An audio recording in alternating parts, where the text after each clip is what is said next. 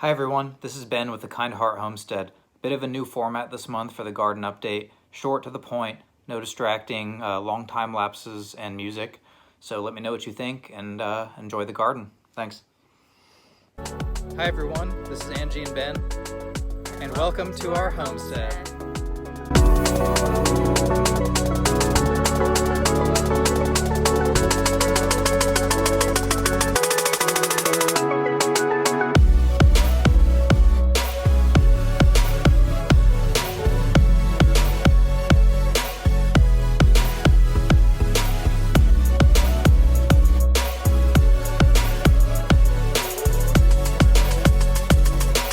We ordered this bag of ladybugs online, and then we released them into the garden to help protect our tomatoes and other crops and plants from aphids.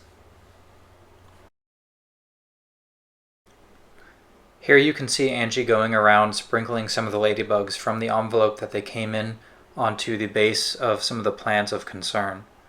We've seen a lot of aphids lately, typically up at the top of the leaves of some of our tomato plants. But the idea is that the ladybugs will find a plant they like, climb up, and then just kind of live their life on there, feeding off of the aphids that mess up our plants.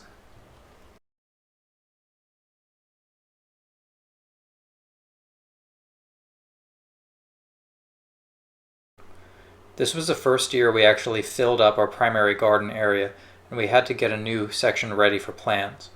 Earlier this year, we used some pool covers and tarps and ground cloths to just kind of cover this area in our front yard, kill off the weeds, kill off the grass, and then we went around with our flame torch as well to try to kill any of the weed seeds that came to the surface.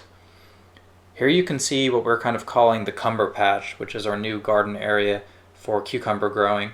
We're planting pickling cucumbers as well as slicing cucumbers. You can see in the background we have some corn growing.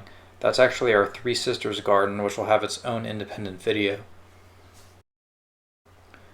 We're using this flexible poly line with screw-in fittings to make sure that we can salvage what we need for the future and kind of redo our irrigation system anytime we want. You can see here that we're kind of tying the water lines into that of our Three Sisters garden, and again you'll see that in another video.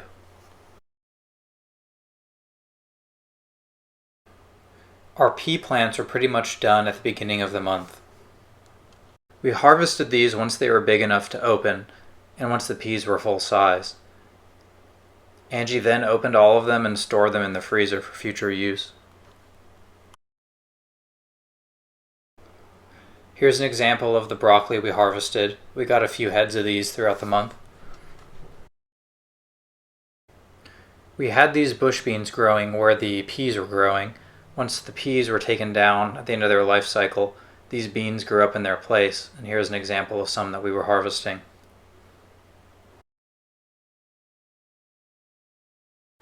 Our first cucumber of the season barely showed up by the end of the month, just in time for this video to come out. We also have a few cabbages ready for harvest.